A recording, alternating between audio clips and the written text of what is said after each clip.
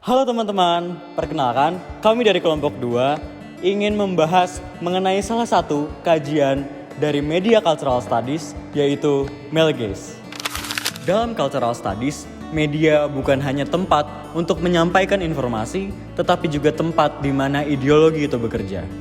Media itu membangun makna, membentuk identitas, dan juga mempertahankan relasi kuasa. Salah satu bentuk relasi kuasa itu bagaimana cara media merepresentasikan perempuan. Istilah male gaze pertama kali diperkenalkan oleh Laura Mulvey dalam esainya yang berjudul Visual Pleasure and Narrative Cinema tahun 1975. Baik, jadi menurut Mulvey, male gaze ini adalah sudut pandang yang melihat bahwa perempuan ini hanya sebagai objek yang dilihat. Jadi dalam film arus utama biasanya itu menggunakan sudut pandang dari laki-laki, sedangkan perempuan ini hanya untuk dilihat dan dikagumi saja. Nah, konsep ini tuh berkaitan erat dengan struktur atau konsep dari patriarki sendiri, yaitu melihat bahwa struktur sosial maskulin ini dibuat media dalam menyusun cerita ataupun gambar. Kita bisa melihat praktik male gaze ini dalam banyak film di Indonesia. Salah satunya yaitu adalah Dilan 1990. Dalam film ini, Milea seringkali digambarkan melalui cara pandang seorang Dilan.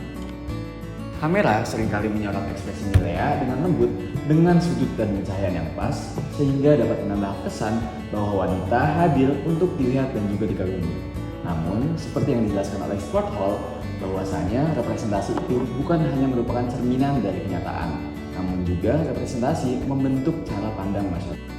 Ketika media terus-menerus menampilkan perempuan sebagai objek pasif, hal tersebut membentuk dasar pemikiran bagi para publik bahwasannya perempuan tidak perlu bersuara, tetapi hanya perlu untuk menjadi cantik saja. Dalam konteks ini, male gaze tidak hanya tentang teknik kamera, tetapi juga hal tersebut mencerminkan bagaimana nilai-nilai patriarki menguasai ruang media.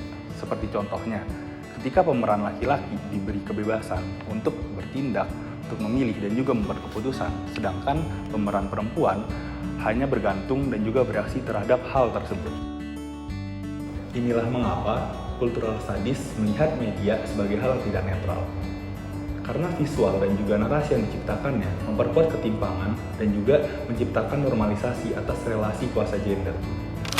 Nah, setelah mendengar penjelasan tadi, kita tahu bahwa media bukan hanya untuk hiburan tetapi juga untuk menyebar ideologi.